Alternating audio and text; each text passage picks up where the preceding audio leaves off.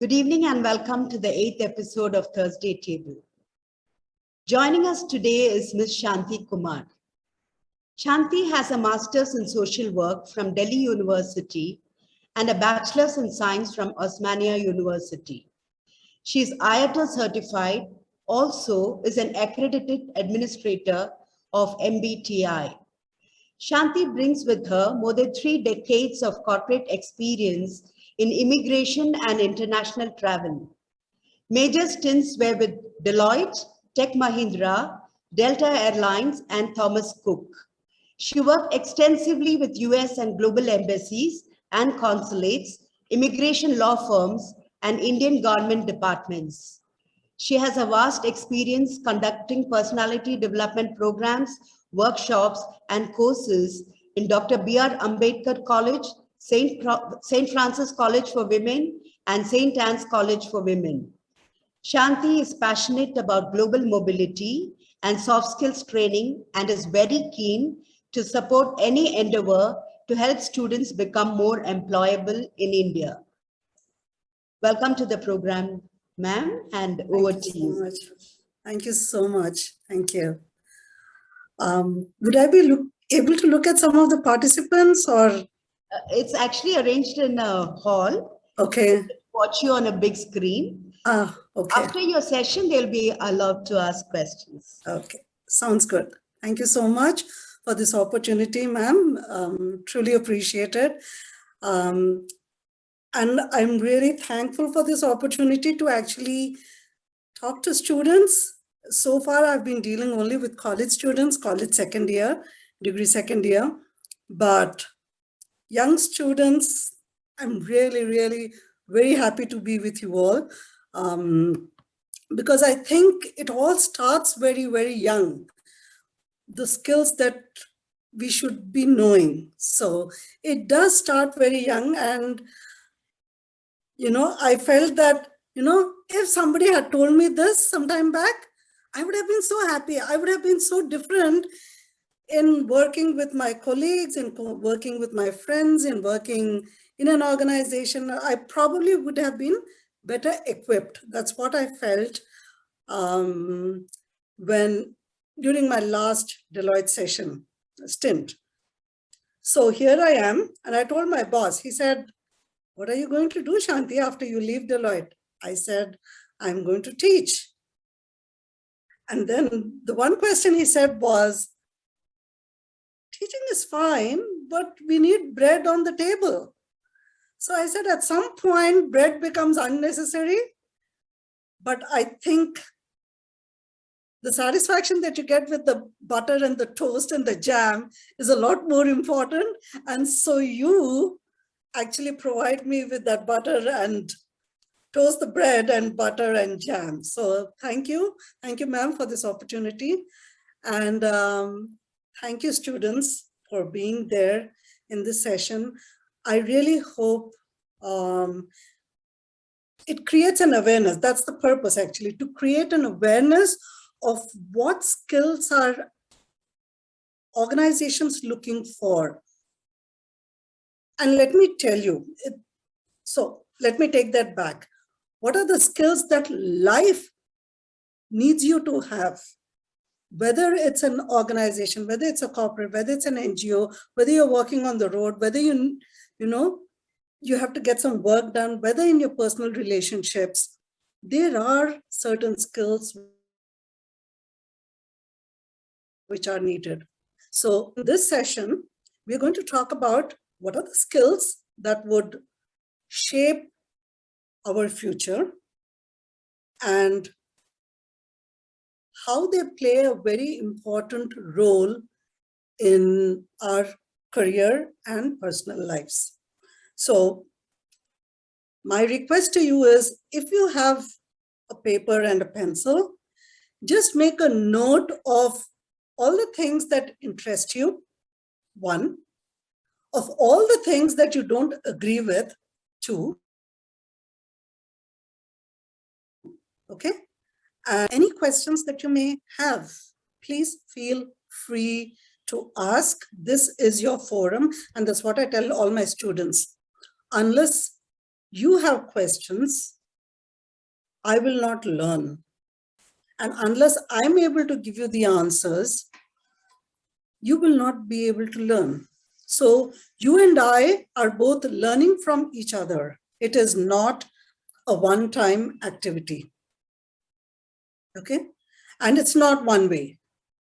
So just make your points. So let me start with what you're looking at next 5 years and what are the things that the organizations are going to look for, because we are primarily trying to prep you up for the next 5 years. And hopefully after that, you will take responsibility for your life, okay? Now, okay. So the first question that you will ask yourself, or you should be asking yourself, do you want a career? Do you want a job? Career is an occupation of long term, of a particular kind. Okay? And you expect to progress. Today you were an executive, tomorrow you will be senior executive, day after you're going to be assistant manager or a project leader, and day after you're going to be hopefully the CEO of the organization. Okay, so there is a progression in career from step A to step Z.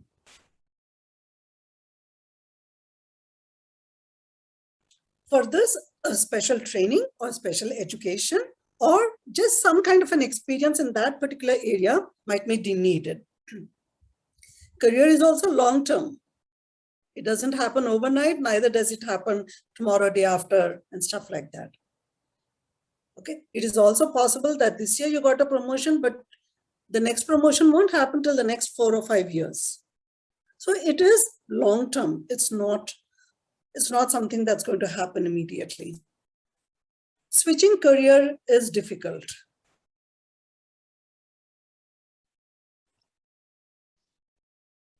And that is a fact, because when you switch jobs, the second job that is relatively new to you, you will have to start at the bottom and then work your way up.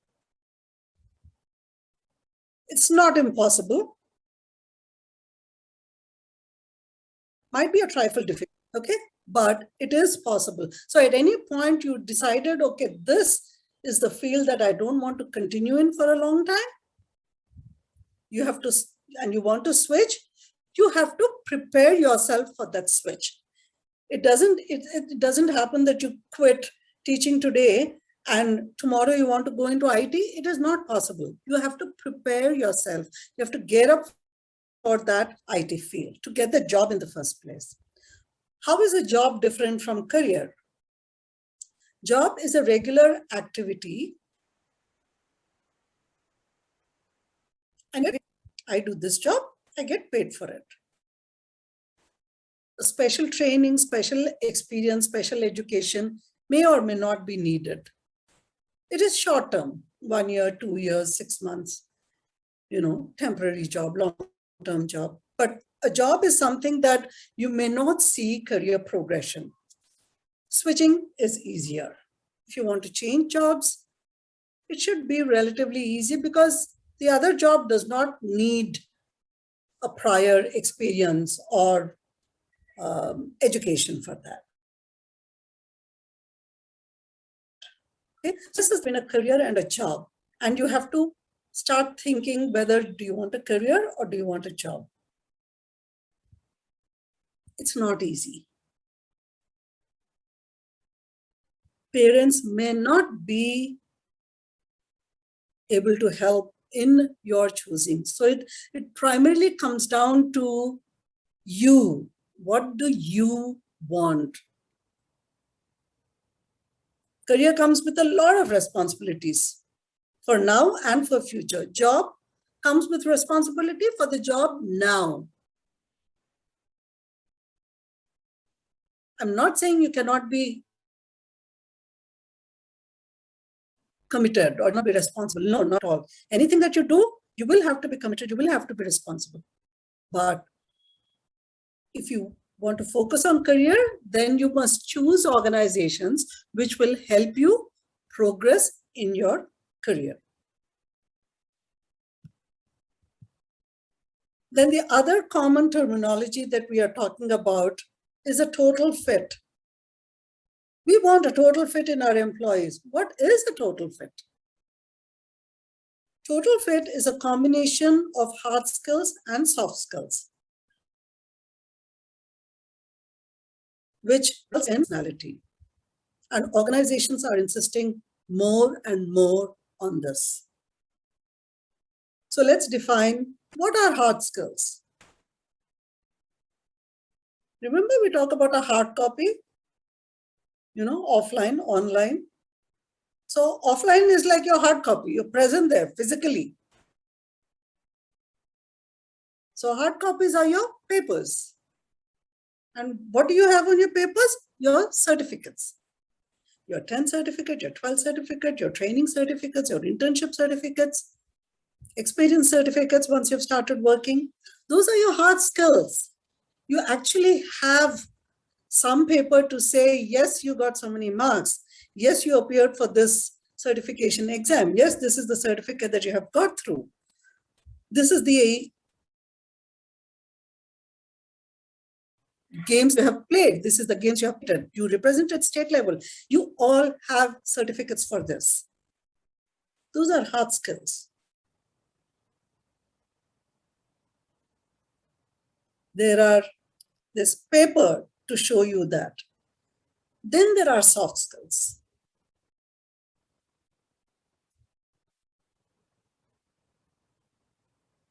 Soft is like soft. It's like this, when you say butter, there is a hard butter which comes straight out of the fridge, and there's a soft butter. You can't explain, you can't cut, you can't say this is the softness or this is the hardness remaining in this. You can see, you can feel, you can touch, but there is no certification for soft skills. There's a certification for a course, an English course, an English language, French, Sanskrit, whatever. You have a language certificate. But soft skills is beyond language. And those are essential to a professional personality, to a personal personality. Because don't forget, you as human, there is more to you than being just a student. You are also a person. You're also a son. And I know there are no girls out here, but you're a son, you're a daughter, you're a sibling to somebody. You're a spouse to somebody. You'll become a spouse to somebody at some point. You'll become a parent to a child. So there are many aspects of an individual which come into play. And 90% of these aspects are not measurable. As in, you cannot assign a grade. You cannot say certificate for this, this, this. And those are the soft skills that we are going to talk about now. What are they? Why you should have them? And a few topics I'll go into a little more detail. The other topics, depending on the time frame that we have, let's see what we can do. But hard skills is what you possess. I'm not going to talk about that. Soft skills is what you need, okay? And I want to make one thing pretty clear out here. Hard skills will get you from college to your maybe first 2 employments. So I'm talking about first 3 years at the most, where your grades, your certifications, the number of certificates that you have will make a difference. Did you get a 90% or did you get a 99.9%? A++, A B minus, what did you get? Okay, so the filtering happens in the first two organizations. After that, it's only hard skills will become only a proof that you have the necessary qualification in terms of academics or experience. Okay, that will probably be maybe 25% of what an organization needs. They're going to look at your soft skills totally. In your first organization, they're looking at 50-50. Hard skills, how much did you get? Okay, now in a scenario where in an interview, two people have got the same marks, same organization, same board, same city that they have passed through. Okay, given these two as equal, then they start assessing your skills. You know, your self-confidence, your leadership quality, your ability to make decisions, your communication skills. So, let me move on.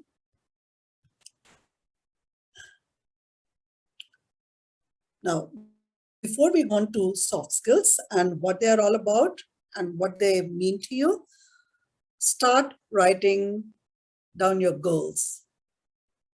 Do a goal setting exercise. I'm sure your school will help you in that, or you must already be doing that. 3, write down, okay? Prioritize and move to action. Now, goals will be in your career, in your personal life, in your family life. Okay, so you have the action items. Now, each action item will have sub-action items. So if you have to fill in an application for college tomorrow, or let's say next week, all right, what is the first thing that you need to do? You need to figure out which colleges. Then you need to do some homework on those colleges. Second step. Third step, make a note of the dates. When is the registration starting? When is it closing? Are there specific dates for specific percentile, like St. Francis has?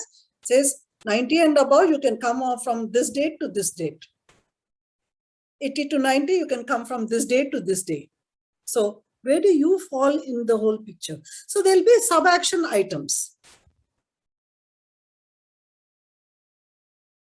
And then do one step at a time. Focus. Focus and discipline is what going to get you through all these steps. So don't look at the 10 steps that you need to do. Look at the 2 steps.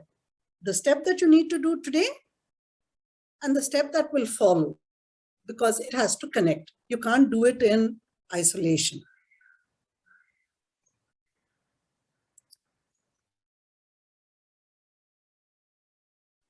Okay.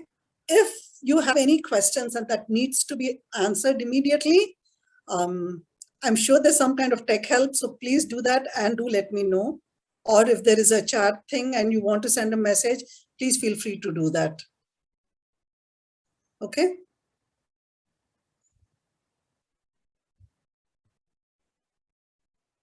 Is this thing clear? I just want to make sure that you can, the call is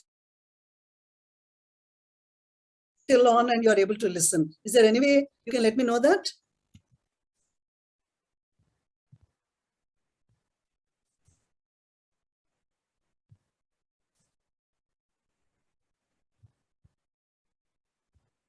Okay, so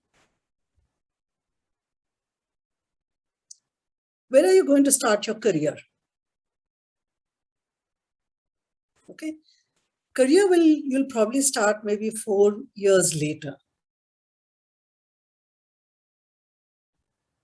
but to prep you up for that career. And this prepping up self is not going to happen overnight. It takes time because it's an attitude change.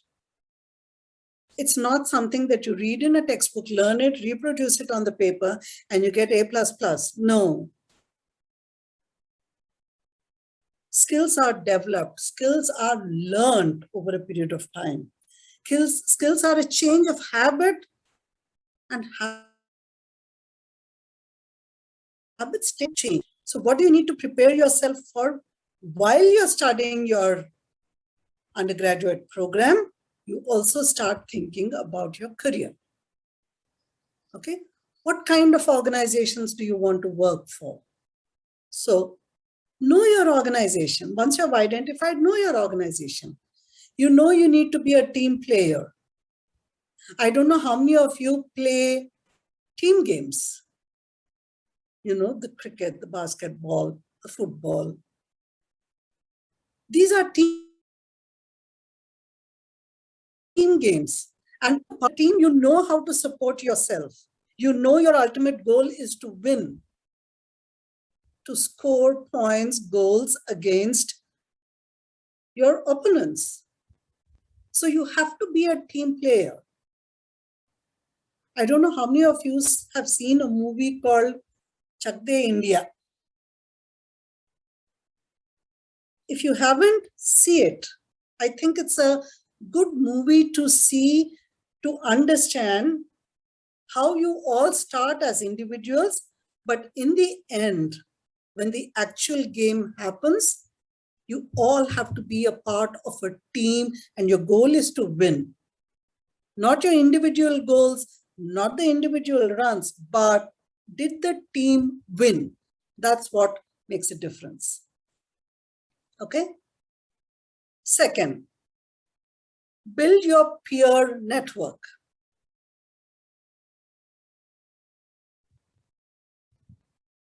What does that mean? What is the difference between teammates and peers? Teammates are who you're already working with, which means if you're playing cricket, the 12 members and the cricket manager and stuff like that, that is your team. You know them. You deal with them on an everyday basis. Who are peers? Peers are your equivalents, teams, other groups. So the difference between teams is teams you are a part of, peers are somebody who are equivalent to you.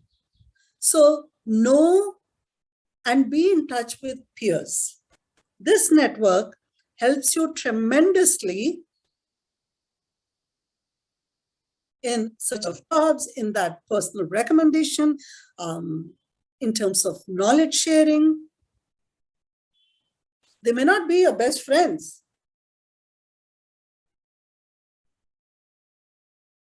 but you learn something that you might not be aware of. It's a tremendous network that you will need when you are working. I don't know how many of you have actually worked with other class students or other section, other subject students to create a project. Or even to create a play.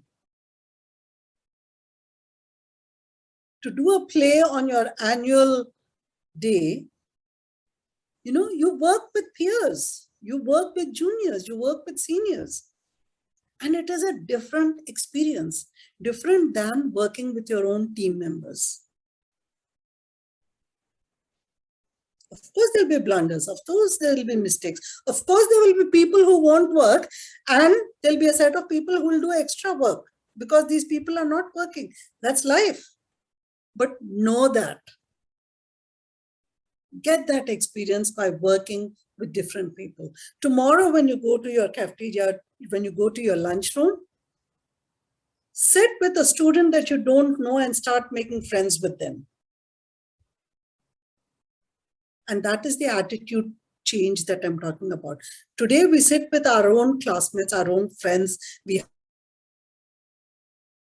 have our circle and we have our inner circle. I'm saying expand your circle. Expand your outer circle.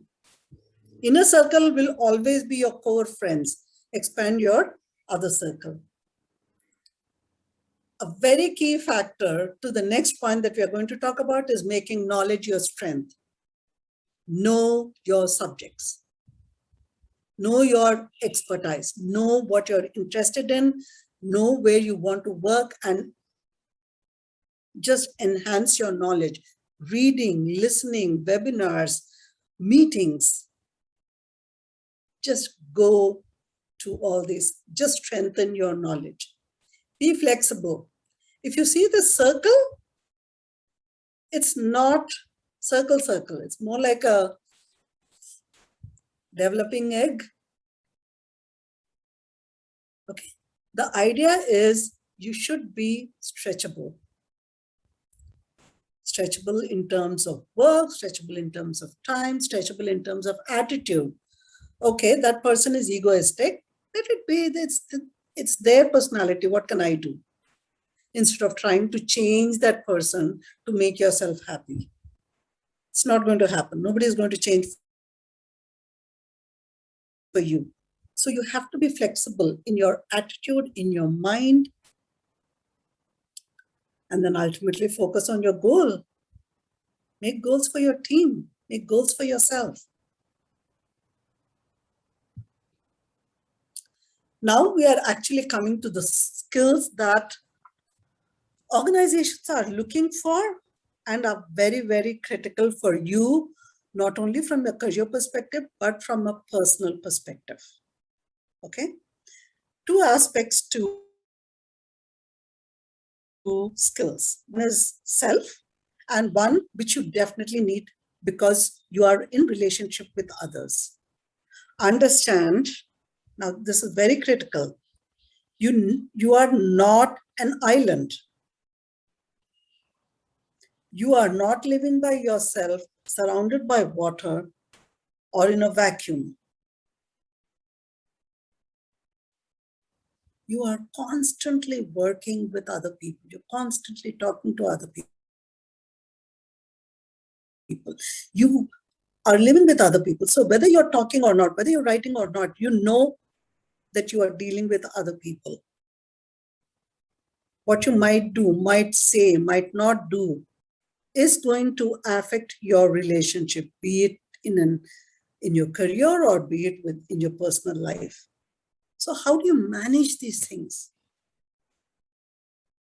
Okay, because we have just about an hour to talk about this, I'm talking only about the things that the organizations are looking for. Okay, so in self, we are going to have a look at self-confidence, emotional intelligence, and communication. Because these three are in your control. Purely your control. When it comes to relationship, okay, these three things are also going to affect your attitude to the others. So whether it's presentation and public speaking, whether it's in critical thinking, whether it's in team membership, or whether it's in styles of working, okay, there is a direct correlation. So let's look at the self first. What is self-confidence? And we hear it said it so often. We hear it said so actually, he's very self-confident. Arey, she's not self-confident. And I'm saying she is not self-confident because yes, a lot of girls, a lot of women are not self-confident, even though they are brilliant, even though they work very hard, even though they do well in jobs. You know, it is something that gets drilled into us as we grow up, right from our babyhood. It's changed quite a bit from the last 30 years. It's changed quite a bit. Nonetheless, there is still a divide. So when we say a person is self-confident, what are we saying? What do we want to say about that person? What is self-confidence? Self-confidence is a belief in one's own capabilities, expertise, and self-esteem. If I have to use synonyms for these words, self-confidence is a belief in one's own abilities, knowledge, and self-respect.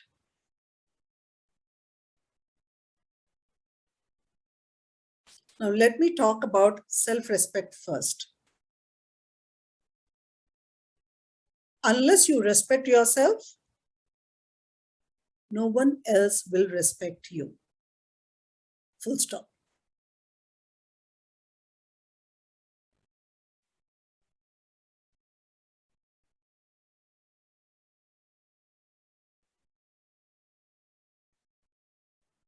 So, what determines our confidence or what undermines our self-confidence? Now, we are dealing with people, right? We are not a ship alone in this huge sea. How many of you have seen Titanic?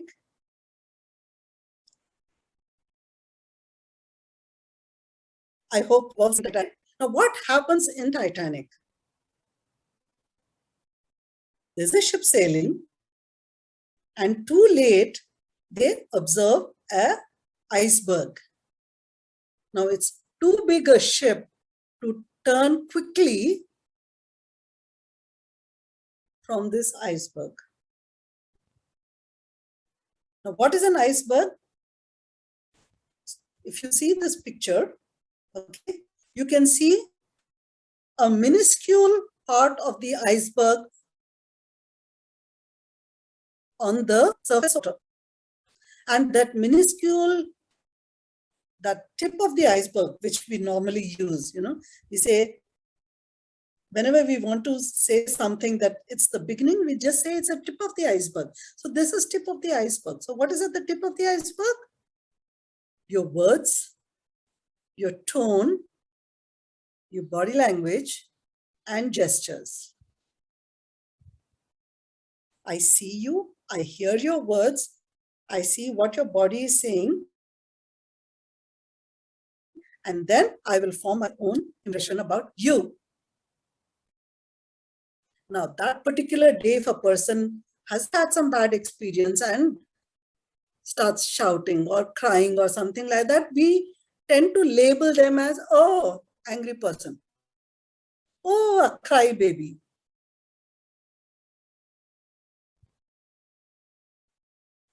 Okay. Humans, when I say humans, I mean you and I. Each one of us, we are very judgmental. We decide, we want to compartmentalize people. This person is good, this person is bad, this person talks loudly, this person is, very shy, this person doesn't know how to answer questions, this person doesn't know how to speak. We want to label that person because we want to feel better about ourselves. Okay, so people judge you by what they see above the water level. Your words, your tone, your body language, your gestures. Now, what they don't see, what they don't think is important, is the rest that is inside of you, inside of the water. So if your body is the water, what you can see and hear outside is your body language and your words. What is inside is a lot more than what people see outside. Look at the amount of iceberg which is submerged in water, in the sea. This is the one that creates damage, not just the tip of the iceberg.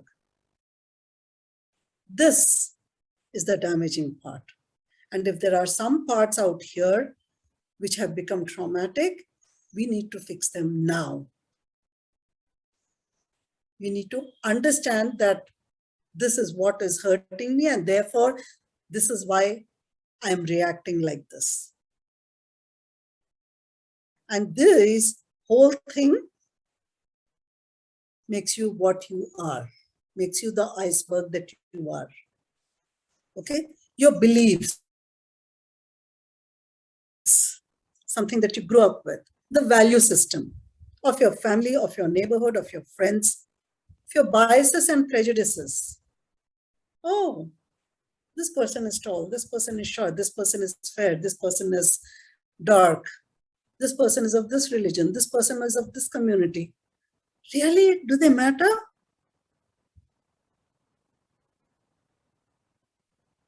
And I think that's the question we have to constantly ask ourselves, no matter at what age we are.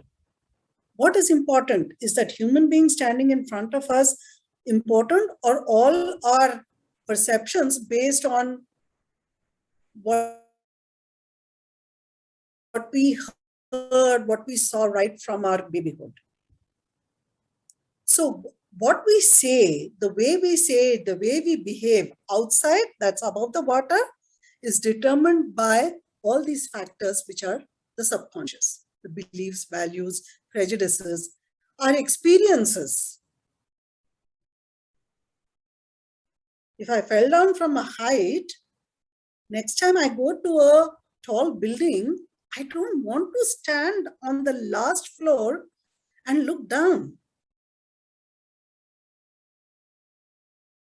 Fears. The most fearless person is the child.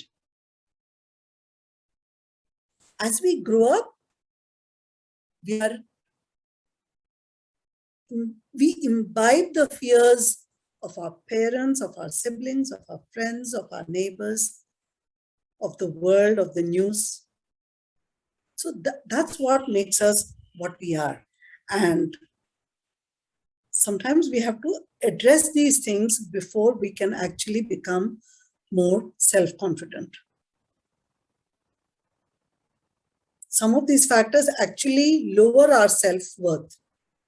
And that is something that we have to be careful about. So how do we practice being self-confident? Okay, accountability. I take responsibility for this job. I will complete the job, do a quality job, do it on time, and I will do these three things every time I take up a job. I made a decision. It is my decision. I take the consequences of this decision. That is taking accountability for your action. Good, bad, ugly, whatever it may be, I am responsible. You can only blame your parents, teachers, principals, colleagues, peers, only till a certain time. After that, you have to take responsibility for your life. And remember, I think it was J.K. Rowling who said this, that blame game has an expiry date. After a certain age, you don't have the right to blame anybody except yourself. So take control of your life, be accountable for your actions. Whether it's studying seriously, whether it's studying continuously, whether it is smoking, loitering about, whether it's gossiping, whether it's committing to work, whether it's being consistent, take responsibility for your actions. Communication. Learn to speak well. Speak well. Whichever language, it doesn't matter. English is very important, yes, but learn to speak well, slowly and clearly. Listen.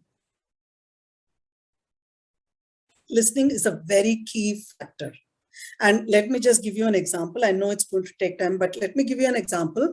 Nelson Mandela, President of South Africa, he used to go with his father to tribal meetings because his father was a tribal chief.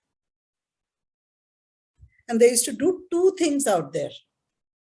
They never used to sit at a square table or whatever. They never used to sit in line with the chief facing them. I believe they always used to sit in a circle. So everyone can see everyone else. The second thing that he remembers is the chief would not talk first.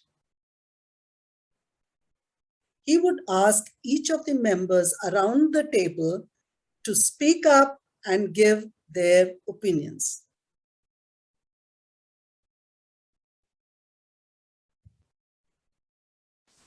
And so he asked his father, he said, why did you do that? You're the chief. Why didn't you speak first? So the chief replied that first, I want each person who is in the meeting to know that he or she is heard. So the chief should listen to what the team is saying. Second factor, when I hear them, when I listen to all of them, I know their thoughts, I know their views on this point. So based on that, I can put across my point.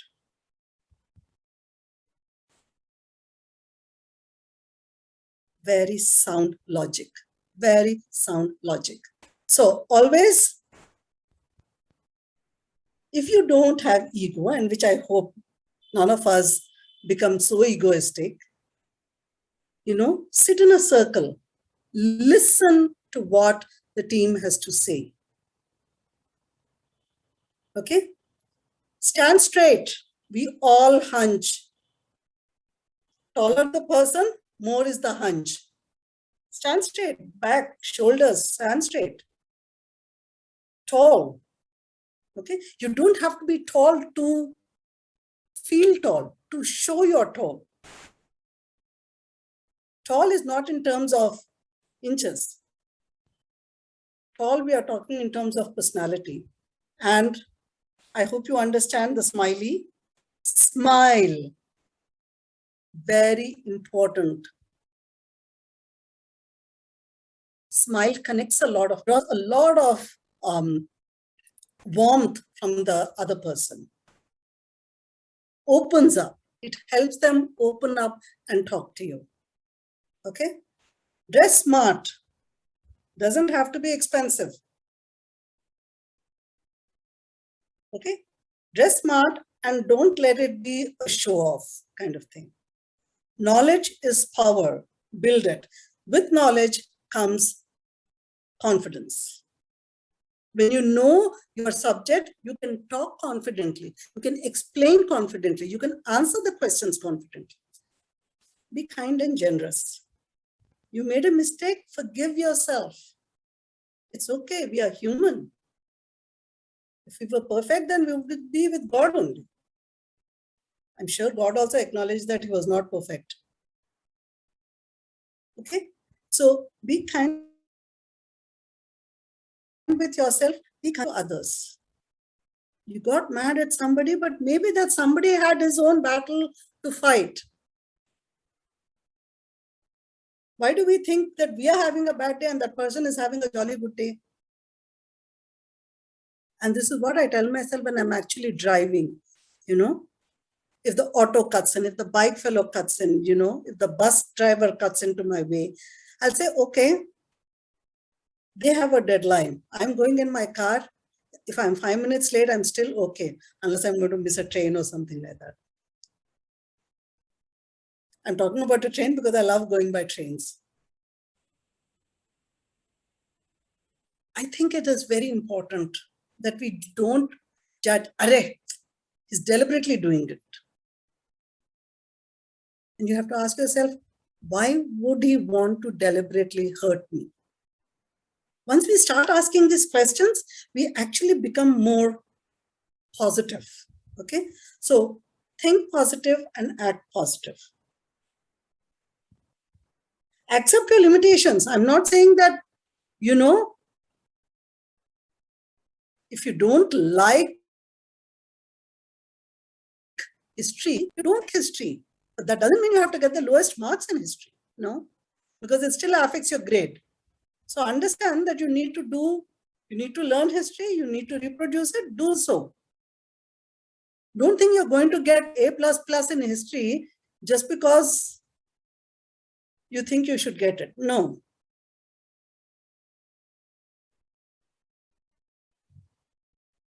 If you think you should get it, then you should work for it. Okay? Be responsible for your life. When you go swimming in the sea, your parents might not be there. They cannot help you. Nobody can help you. So you have to be responsible enough to see whether the sea is calm, whether if the waves are heavy, should you be going into that? These are decisions that you are responsible for. So your life, your decisions. Be a solution-oriented rather than a problem talker. Oh, this is the problem, this is the challenge, this is the issue. Sure, we all know the issues. What is your solution?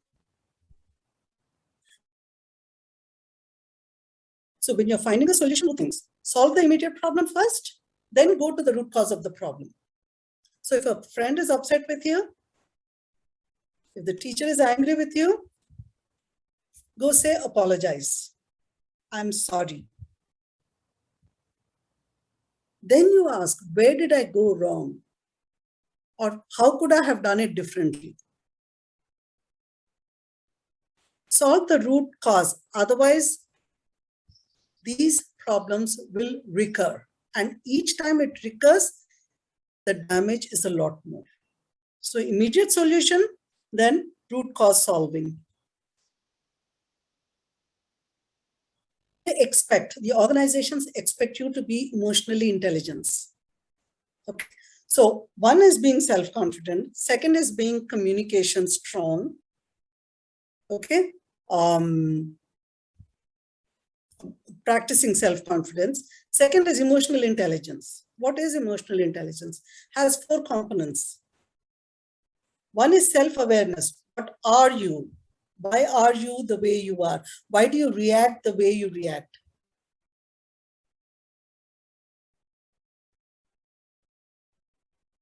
When you call a friend and the friend doesn't recognize you, you get hurt. Why do you get hurt?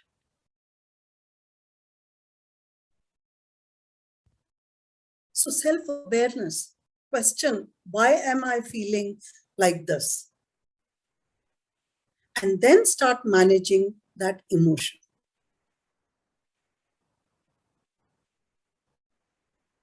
Because this is something that is in your control only. Your parents can say, hey, don't be upset. Maybe he didn't recognize the voice. But it is still you who have to manage that hurt that you're feeling.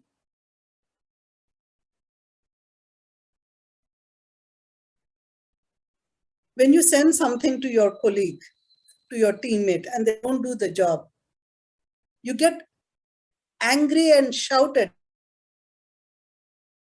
them. Why am I getting angry? Will my anger help them to do better? So sometimes to become more aware of self, you have to ask these questions to yourself. And there's probably a lot I'm thrusting on, 11th and 12th grade students.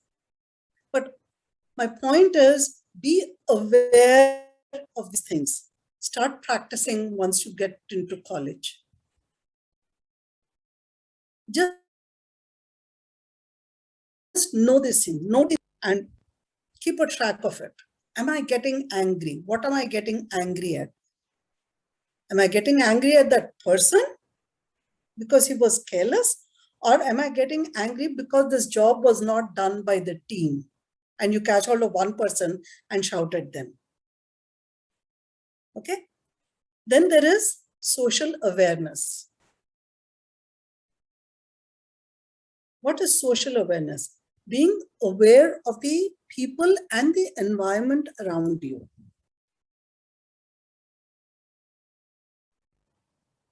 Oh, this person likes data. So let me give how many students actually attended the class and how many were absent and what was the reasons for their absences. So some people like data, some people like details.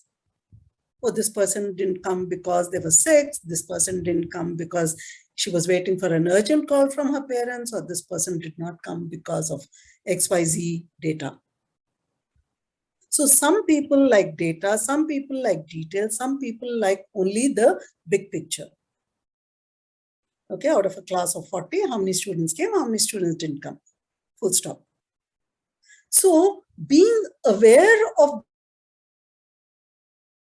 these things will allow you to perform better. Because then you're customizing your information according to the person in front of you. So you're managing your relationship a lot better. And then relationship management. So there's a self-awareness, self-management, social awareness, and social management. Now this tree actually encompasses everything that comes under emotional intelligence. Trust, assertivity, accountability, flexibility, customer service, social skills, teamwork, empathy. How can I understand what the other person is going through? That's empathy. That sympathy is, hey, bechara, so sad. No, that is sympathy. Empathy is, okay, this person is going through, how will I feel if I was going through the same situation? How will I react? How will I behave? Empathy is a very critical factor for growth. Understand that. So if anybody would like this presentation, I can send it to your principal and she can kind of send it to all of you just a kind of reminder what emotional intelligence is all about. Communication. Okay. Listening is a very, very key part of communication. Nonverbal body and facial language. And I believe these two, listening and nonverbal, accounts for clarity in 75% of the communication. The rest of the 25 is made up with reading, speaking up, that's verbal, okay? Verbal communication and written communication. Now this point about speak up, you have to speak up to put your view across. Now whether it is heard or it is not heard, immaterial of that, you should not at the end feel, oh, I should have said that. So speak up. It's very, very important. Relationship management, presentation skills. How do you make a presentation? What is important? How are you studying the audience? If you see in the first word of each sentence, there is a W. What, why, when, how, who. If every time you keep asking these 5 W questions, you will get clarity of what you want to say, what you want to present, why you want to present, and how to customize for your audience. Presentation is a whole big workshop actually. Okay, so it is a skill, it is very much needed, especially now in this digital and global world. Critical thinking.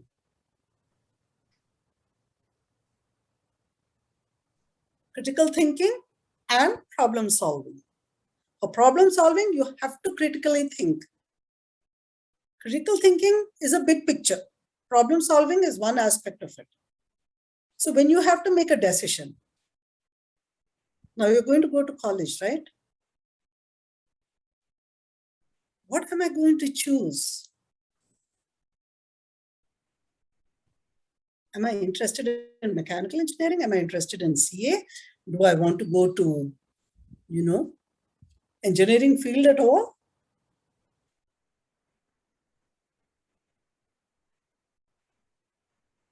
What do I want to be? And why? Will it give me self-sufficiency?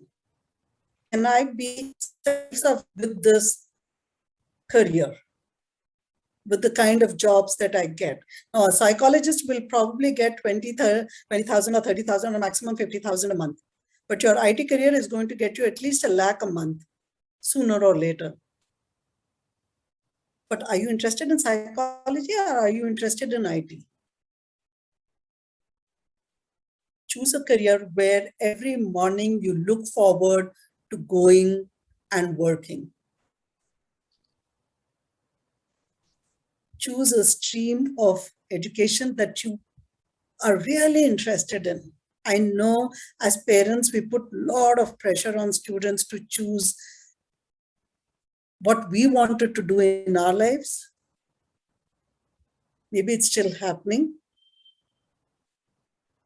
but you will have to find a way to convince if what your parents want and what you want is not matched. But think from both perspectives. Parents' angle, think from your angle. And we have to advise the parents also to do the same thing. Think from both perspectives. So what is critical thinking? Logical connection between ideas. So one step has to lead to the next step. Understand that if I'm saying, this is how I think, understand if there is a prejudice involved, if there is a bias involved. Okay. Look at logical arguments.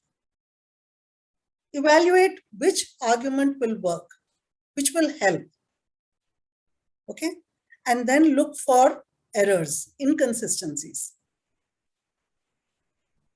Sometimes there are gaps. Okay. Identifying the gaps. Then you come to a solution.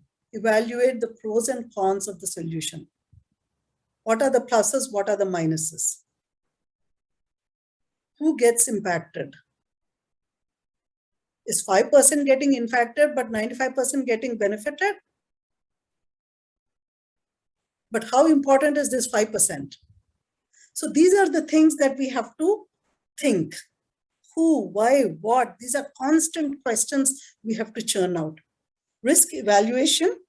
What are the risks involved for the organization, for the group, for the country? And finally, ethical point of view. Is it the right thing to do? Dumping a whole lot of Ganeshas in Tangbund, where the water gets probably churned and comes into our taps at some point in life. Is it the right thing to do? It doesn't matter the size of Ganesha. Is it the right thing to do? So critical thinking will encompass all these things. And then team membership, common values, common goals, mutual trust. And each one has a defined role. They have to perform the role for the next person to be able to do their role, because we are all interconnected. We are not islands. Constant communication is the only way that things get cleared. And the key part of ignoring the I and working on the we, W of the we. In a team, I is not important, we is important. And that is the message that has to be given to all the team members by the team leader and within the team members. Team have tremendous power. And the last 2 slides, I'm sorry, I probably will need another 5 minutes, ma'am. Ms. Prabhavati, is that okay? No problem, ma'am. Okay. Thank you. styles of work, okay? Understand that men and women work differently. They think differently, they act differently, they behave differently. It is what it is. You and I cannot change that part of it. I don't think even God can change that part of it. Whether it's communication, whether it's appreciation of credit, how they take, especially the appreciation part of it. Let me just see what the man does and what the woman does. Okay, the man likes to be singled out and the credit is to self. The woman likes to share. They'll say, oh, this is the entire team effort. I believe this is what the research says. This is not my personal opinion. Okay. Approach to work is assignment, prioritize efficiency. Women tend to get into details. Delegation is a lot less. Men are good at delegating. Hey, you know what? You do this, and I will compile all this and present it. Okay. But women say, I'll do this, I'll check this. This has to go into detail, when did the truck arrive? When did the truck leave? So women tend to get into details, and I can vouch for that. I tend to get into details. Listening. Men have short attention span. They don't like to go into details. Okay? Cannot multitask. They'll focus on one thing at a time. Women are detail-oriented, so their attention is a lot more stable, and they're normally multitasking. And of course, dealing with emotions and stress, men seek solitude and very few confidants, friends with whom they can actually open up and share. Women, of course, we are constantly sharing, right? There's another thing that I want to touch upon, and that's harassment. Whether it's school, whether it's in college, whether it's in organizations, there are harassment committees, and they address two kinds of harassments. One is workplace harassments, where the team is troubling the manager, or the manager is troubling the team. They're abusive. They don't give the basic necessities,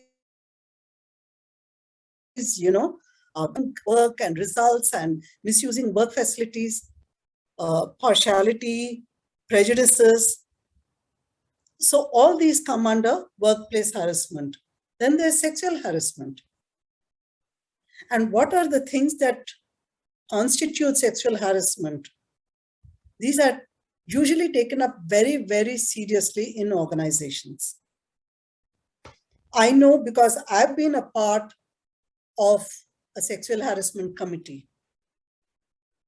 And every organization is required to have, whether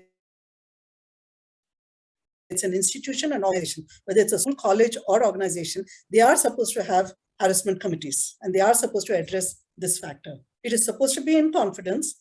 There are external people also involved as a part of this committee, and internal people. 3 internal people and 4 external people, or there is a percentage that you have to do.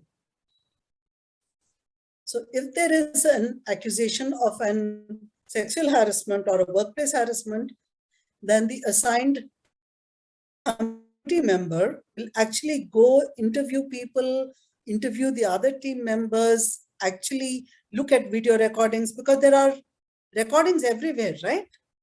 Schools, colleges, organizations, they have these CCTV cameras where you won't even know where they are.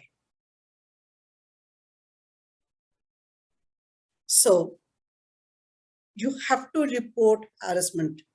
Now, whether it's women getting harassed or whether it's men getting harassed, both have happened. I have checked the cases of both, and we actually worked on women managers also who actually harassed some guys, some team members. So any physical contact advances, demand or request for favors, colored jokes, okay, pornography, and any other physical, verbal, written, non-verbal conduct of sexual nature will constitute harassment. So be aware, be careful. If you notice it, please report. Even if I know people who were supposed to be my colleagues who have done this, and I had to report them. So at that point, the ethical question comes, should I do it because it's the right thing to do? Or should I not do it because he or she is my friend? You have to choose the right path. Friendship comes, in this case, it does come secondary. Okay, so last advice. Your work is an anonymous quote, but I really loved it from the time I started college. Your work is a reflection of self with excellence. Only a PNP.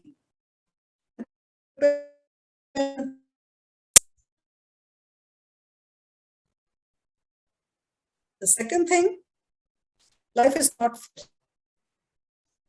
Yes, you studied 10 hours, less marks, and there's nothing at some point you can do about it. It's not fair, accept it. You have to fight where you can fight. But here comes the second advice. Pick your fights.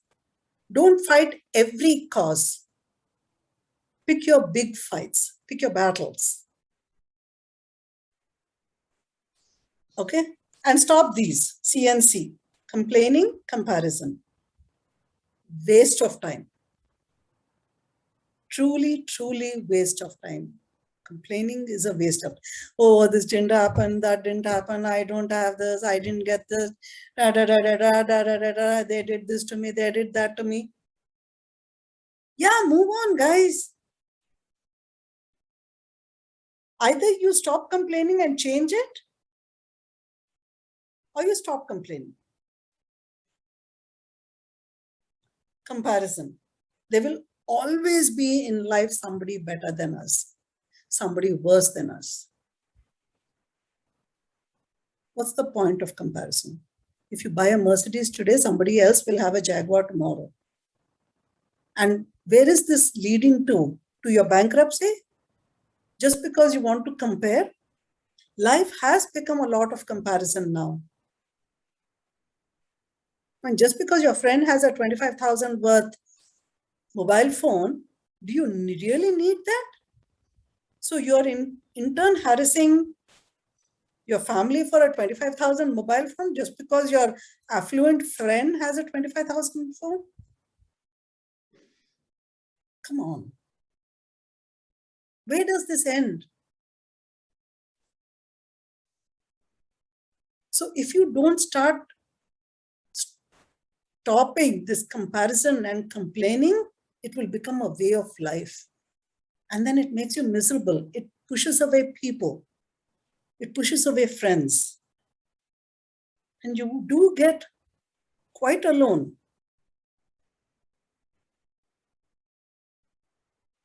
Accept it. Change it if you can. Move on if you can't. And I will close this with an prayer, which I don't remember very well, but I'm paraphrasing it. It says, God, give me the courage that I can. Give me the ability to accept the things I can't. Give me the wisdom to understand the difference between the two.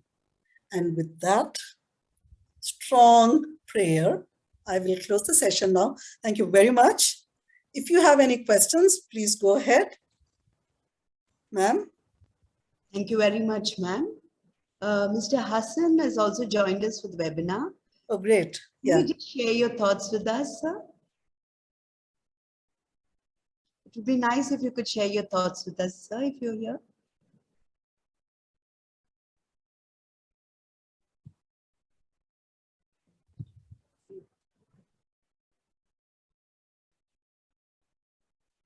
I think probably the connection was bad and he Yeah. had to drop off or something.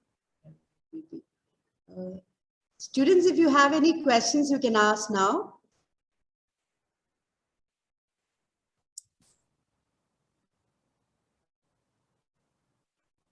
Speak up. My name is 𝗙𝗵𝘁. I have a question for you, ma'am. Yes, please. As we are going into the digital world, the capitalist society and the modernist society, Yeah. people are becoming more selfish. As in the olden days, people were selfless, and in the village system was more selfless system. But here, as people are becoming selfish, there is no happiness and all. So, how much the capitalization and modernization has affected our attitude and our lifestyle into the negative side of the life? So I would say quite a bit. It has affected us quite a bit.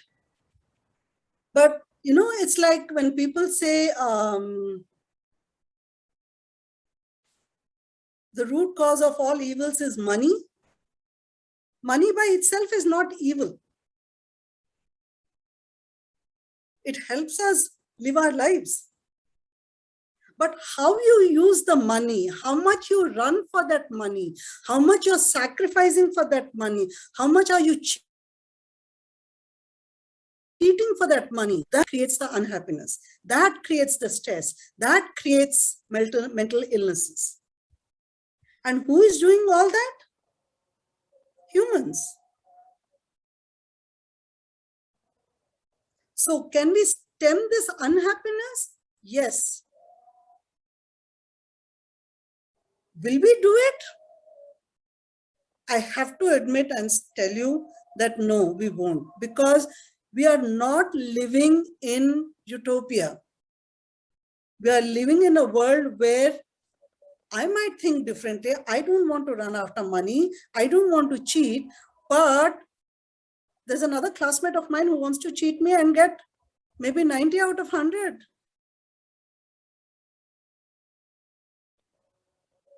So you do lose out because you got 80 out of 100 by cheating. That person got 90 out of 100 by cheating. But are you going to become a cheater just because of this? Now that decision is yours. Are you going to run after something by cheating others, by leaving others, by hurting family? Because you want to make more money, because you want to run a business which is successful in other people's eyes?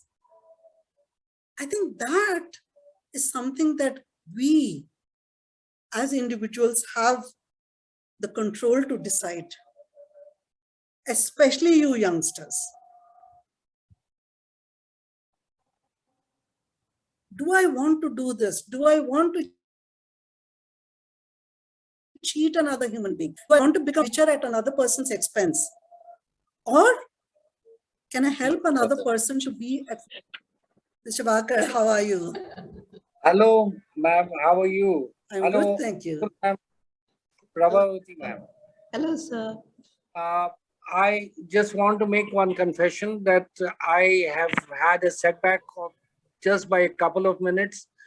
One by joining earlier when the webinar doors were locked, and the other when I was slightly late by a couple of minutes.